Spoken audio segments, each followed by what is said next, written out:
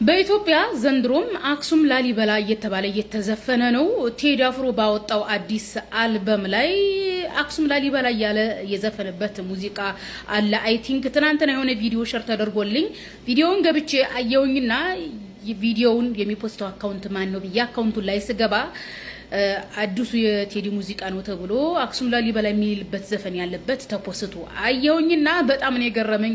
ዘንድሮም በኢትዮጵያ ምድር አክሱም ላሊበላ እየተባለ ይዘፈናል።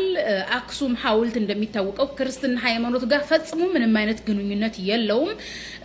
ሶ ኢትዮጵያ ጣዖት አምላኪውንም ክርስትናውንም ጴንጤውንም ሙስሊሙንም አቅፋ የምትይዝ አገር ናት ለማለት ከተፈለገ እንደ ሙዚቃው መልእክት ከሆነ ፍትህ ለአክሱም ሙስሊሞች ለማለት ነው። ይህን ቪዲዮ የሰራሁት ኢትዮጵያ አይሁዱንም ክርስቲያኑንም ሙስሊሙንም ጣዖት አምላኪውንም አቅፋ በመያዝ ነው ኢትዮጵያ የሚል ስያሜ ያገኘችው ይባላል። በሙዚቃውም በፊልሙም አጠቃላይ በአርቱ በኩል ማለት ነው። ነገር ግን መሬት ላይ ይሄ ነገር እየተከበረ አይደለም ለማለት ነው። ይህን ቪዲዮ የሰራሁት ያኒ ሁለት ነጥቦችን ለማስቀመጥ ነው። ሶሻል ሚዲያ ላይ ፕሮቴስታንቶች በጣም አፍልተዋል። የቴዲ ሙዚቃ እያዳመጣችሁ ቅብጥርሶ ምናምን ሲሉ አይቻለሁኝ። በነገራችን ላይ ጴንጦች የቴዲ ሙዚቃ ስላዳመጣችሁ አይደለም ገሃነም የምትገቡት ኢየሱስን ፈጣሪ ነው በማለታችሁ ነው። ገሃነም ሳይሆን ጥልቁ ገሃነም ሰባተኛው ገሃነም በታች ያለው የምትገቡት ማለት ነው። ቴዲ የተጠቀመውን የሙዚቃ መሳሪያ እናንተም ሙዚቃ መሳሪያውን ተጠቅማችሁ ማን ነው ኢየሱስ በዛ ወጣ ኢየሱስ በዚህ ወረደ ኢየሱስ ፈጣሪ ነው አይደል የምትሉት። በነገራችን ላይ የቴዲ ሙዚቃ ስላዳመጣችሁ ገሃነም አትገቡም። ገሃነም የሚያስገባችሁ የፈጣሪን ሉዓላዊነት ለአንድ አይሁዳዊ የሃይማኖት ሰባኪ አሳልፋችሁ በመስጠታችሁ ነው። ሶሻል ሚዲያ ላይ በጣም ስለደበረ ነው የጴንጤዎች እንትን ማለት ነው። እና ለዛ ነው ኤኒዌይስ ወደ ዋናው ፖይንት የስመለስ ኢትዮጵያ ዛሬም አክሱም እያለች የምታቀነቅን ከሆነ ኢትዮጵያ ዛሬም አክሱምን ካረሳች በሙስሊሞችና በአክሱም ሐውልት መካከል ምን አይነት ልዩነት ስላለ ነው በአክሱም ወንድሞቻችን ላይ አፓርታይድ እየተፈጸመ ያለው። አፓርታይድ ብሎ ማለት አንድ ማህበረሰብ በሃይማኖቱ በከለሩ በሆነ ማንነቱ ለይቶ ማጥቃት፣ መበደል፣ ማግለል ነው። የአክሱም ሙስሊሞች ላለፉት ዘመናት በቃ ክርስትና ወደ አክሱም ላይ ከረገጠበት ሰዓት ወደዚህ አንስቶ ከነጃሺ በኋላ ሙስሊሞች የነጃሺ ልጆች የነጃሺ ህዝቦች በጣም እየተበደሉ ነው። ነጃሺ ሀገር ያወቀው ፍትሃዊ ንጉስ ነው። ነብዩ መሐመድ አለይሂ ሰላቱ ወሰላም የመሰከሩለት ፍትሃዊ ንጉስ ሆኖ ሳለ በነጃሺ ምድር በፍትሃዊው ንጉስ ምድር የነጃሺ ልጆች እየተበደሉ ነው። የነጃሺ ልጆች እንደ አክሱም ሐውልት እንኳን ክብር አልተሰጣቸውም። በነጃሺ ምድር የጣዖት አምላኪዎች ሐውልት የአክሱም ሐውልት በተከበረበት ነገር ግን የነጃሺ ልጆች ሙስሊሞች እየተከበሩ አይደለም ለማለት ወዳለሁኝ። ቪዲዮውን ሸር አድርጉት፣ ላይክ አድርጉት፣ ኮፒ ሊንክ አድርጉት። ሰሉ ዐለ ነቢ። እንግዲህ ከታች ላይ በምስል የምትመለከቱት ቴዎድሮስ ካሳሁን ወይም ቴዲ አፍሮ ይባላል። በዘፈን ዓለም ላይ የብዙዎችን ቀልብ የገዛ ብዙዎችን ከቁርአን ያዘናጋ የኢስላም ጠላት የሙስሊም ጠላት የሆነ አዝማሪ ነው። በጣም የሚያጅበው በጣም የሚገርመው ነገር የሱ ዘፈን ሊወጣ ዋዜማው ወይም አንድ ቀን ሲቀረው ሙስሊሞች ሳትቀሩ የሌሎችን አይመለከተኝም ሙስሊሞች ሳትቀሩ ሊወጣ ነው አልበሙ፣ ስንተኛ አልበሙ፣ ዘፈኑ ይዘቱ እንዲህ ነው እያላችሁ ስትለፈልፉ ነበር። በጣም ታሳፍራላችሁ። አንድ የነቢዩን ሐዲስ የአላህን ቃል በዚህ መልኩ ለሌላ ሰዎች ለማስተላለፍ ጥረት ስታደርጉ ግን አትስተዋሉ። እንዴት አላህ የሚጋፋውን ነገር አላህ የሚጠላውን ነገር በኢስላም ቦታ የሌለውን ነገር ቀልብ የሚያደርቅን ዘፈን ለማስተዋወቅ በዚህ ደረጃ በናፍቆት መጠበቅ ማለት ምን ማለት ነው? በተለይ ይሄ ግለሰብ አጼዎች የሙስሊሞች ጠል የሆኑ ሙስሊሞችን ገዳይ የነበሩ መስጊዶችን አፍራሽ የነበሩ ኢስላምን ከምድረ ገጽ ማለት ከኢትዮጵያ ምድር ለማጥፋት ጧት ማታ ሲያልሙ ሲያቅዱ የነበሩ አካሎችን በተለያየ ዘፈኑ ሲያሞካሽ የነበረ አካልን በዚህ ደረጃ በጉጉት ዘፈኑ መጠበቅ ምን ይሉታል? አንድ አዝማሪ ቀልብህን ሊያደርቀው ከአላህ ጋር ሊያጣላክ የኢስላምን ወይም የሐቁን መንገድ ጎዳና መንገድ ሊዘጋብህ እንደዚሁም ደግሞ የመጥፎ መንገድን በር ሊከፍትብህ ያሰበን አካል በዚህ ደረጃ እልል ብሎ መቀበል ማለት ምን ይሉታል? አላህ ስለነዚህ ሰዎች ተናግሯል።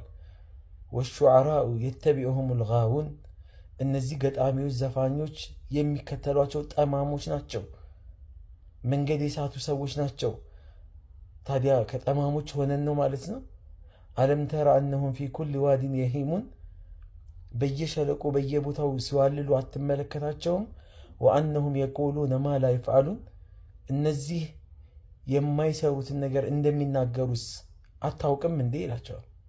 ዘፋኞች የሚዘፍኑትን ነገር የሚኖሩት አይደለም፣ ውሸታሞች ናቸው።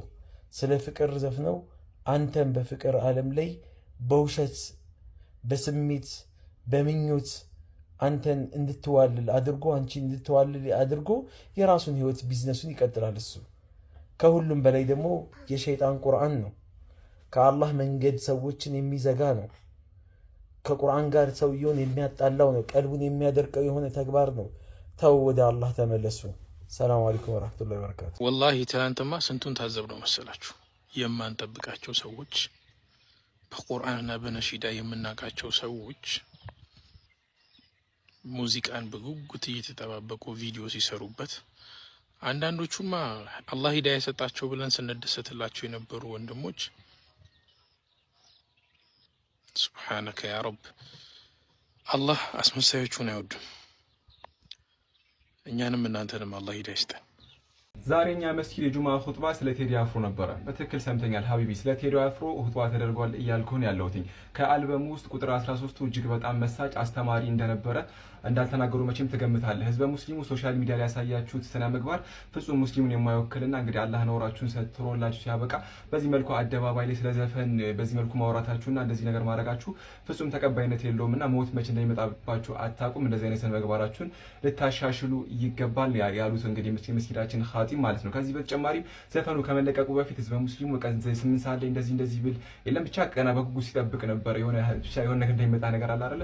ከተለቀቀም በኋላ ደግሞ ህዝበ ሙስሊሙ ፍጹም ተቀባይነትና አግባብ የሌላቸውን ነገሮች ሲያደርግና በአደባባይ እንግዲህ አፕሪሺየት ለማድረግ ሲሞክር ታይቷልና እንደዚህ አይነት ነገር ፍጹም ትክክል አይደለም። ዘፈንን እንግዲህ ከበደም ዘፈነው ፋጢማም ዘፈነችው ሐራም ነውና እንደዚህ ነገር ልታድቡ ይገባል ነው እንግዲህ ያሉት። እንግዲህ ዘፈን ወደ ቂያማ በሚቀርብበት ወቅት ላይ ዘፈን ሐላል የሚያደርጉ ሰዎች ይመጣሉ የሚለውን ሐዲስ አጣቅሰው እንግዲህ ከቅርብ ጊዜ ወዲህ እየሰማ ያለውን ነገር እንግዲህ በእግረ መንገድ ተዳስሷል ሌላችሁ ፈልጌ ነው። እዚህ ጋር እንግዲህ ነው ሳወራችሁ ምናምን ነገር ናይስ ሰው ሆኜ ምናምን አይደለም፣ ግን እንደዚህ ግን በአደባባይ እንደ አንድ ሙስሊም እንደዚህ ያደርጋለሁ ብዬ አላስብም። እንግዲህ አላህ የሰተረልኝ ብዙ ኖሮች ስላሉ በውስጥ መሰራቸው ይበቃሉ ትላለ ማለት ነውና ኻጢባችን ስፔሲፊካሊ ቴዲ አፍሮ አላሉም። ነገር ግን እንግዲህ ወተት ነጭ ነው እስክትባል አልጠብቅም። ስለማን እያወሩ እንደነበረ ግልጽ ነው። እኛም ደግሞ የታዘብነው ነገር ነው፣ እርስ በርስ የተታዘብነው ነገር ነው ብዬ አስባለሁ። ሙስሊሞች በጣም በቃ ትክክል ያልነበረ ነገር እያሳየን ነበር ብዬ አስባለሁኝ። እንግዲህ አላህ የሰተረልን ኖር እስካለ ድረስ እንደዚህ በአደባባይ ወተን ደግሞ ባናወራ በጣም ናይስ ነው ብዬ አስባለሁ። ለማንኛውም ዘፈን ሐራም ነውና እንደዚህ ምንም የምታደርጉት ነገር ፍጹም ተቀባይነት የለውም። ሙስሊም የእስላማዊ አደብ ለማሳየት ሞክሩ። ሞት መቼ እንደሚመጣባችሁ አታውቁም። ለዚህም ደግሞ ሁሌም ዝግጁ ሁኑ ሲሉ ኡስታዝ ማን ኻጢባችን ተናግረዋል። እስኪ ለማንኛውም አስተያየታችሁን እናንተም አጋሩኝ። ዛሬ እንግዲህ እዚህ ጋር ስናገርና ናይስ ሆኜ አይደለም ነገር ያለው ነገ ከነገ ወዲያ ደግሞ ተች ይሆናል። አሁን ዛሬ ምናልባት ዘፈን ፍለፍ ስላላወራሁኝ ጥሩ ሰው እንዳልመስልህ ለማለት ፈልጌ ነው። ኤኒዌይስ ሀሳባችሁን አጋሩኝ እና የተሰገዳችሁበት መስጊድ ኹጥባው ስለምንድን ነበረ ምናምን ነገር ይሄን ንገራችሁ ብዬ ነው። ሰላም አለይኩም፣ ይመቻችሁ። ከወንዙ ዳር ካባይ ጊዮን የተገኘች ጦማዚ ሆነ ከ70,000 ሰው በላይ ህፃናት፣ ሴት ልጆች፣ አዋቂዎች፣ ሽማግሌዎችን እየጨፈጨፈች መሬታቸውን የወረረችው እስራኤል ላይ ኮንሰርት እያዘጋጀ ለዚህ ቀን እንኳን አደረሳችሁ የሚል የነጻነት ቀን ብሎ ከዛ በኋላ ኮንሰርት አድርጎ እየጨፈረ እያስጨፈረ የነበረ ግለሰብ ዘፈን አወጣ ብላችሁ ከኡምራ መልስ ደግሞ መታችሁ እንዲህ ስታረጉ በጣም አስነዋሪ ነገር ነው። በነገራችን ላይ እዚህ ራሱ ንጽጽር እንሰራለን የሚሉ አንዳንድ ግለሰቦች ሪፖስት ያደርጉት እንዲሁም ደግሞ ስቶሪ ሲያረጉ ተመልክቻለሁ።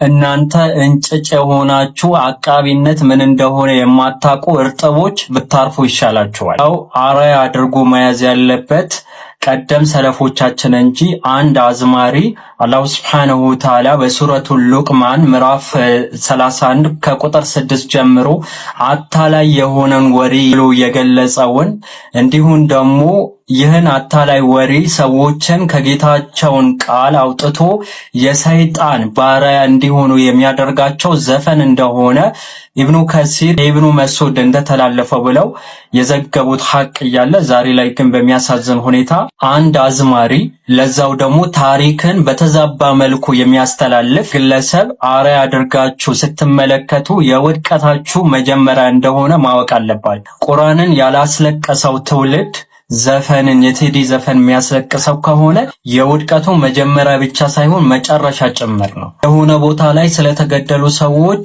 ይሁንልኝ ይህን ነገር ይላል። ጋዛ ላይ ግን ከ70,000 በላይ ሴት ልጆች ህፃናቶች ከ40,000 በላይ ህፃናቶችን ተገለዋል። ህፃናት ብቻ ነው የምላችሁ። እነዛ ህፃናቶችን የገደለችን እስራኤል ጋር ሄዶ ግን እየጨፈረ ነበር። ይህን ግለሰብ ነው አሁን ስለ ነጻነት ያወራል ስለ ፍቅር ያወራል ብለህ ስትሰብከኝ እኔ እስቅብሃለሁ ብራዘር። ሙስሊም እኔ አይመለከተኝም ሲጀመር፣ መጀመሪያም ለእስልምና ያለው አመለካከት ስለሚገባኝ ማለት ነው። ግን ሙስሊም ሆነ ግን እንዲህ ስታደርግ ነገ አላሁ ሱብሓነሁ ወተዓላ ዘንድ እንደምትጠየቅበት ግን እንዳትረሳ ለማለት ያክል ነው። ማሰላማ